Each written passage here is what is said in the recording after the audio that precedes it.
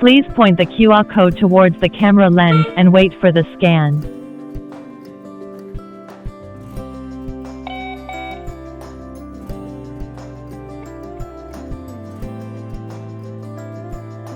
Wi-Fi link succeed.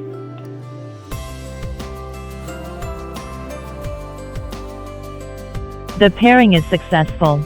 You can start using the camera now.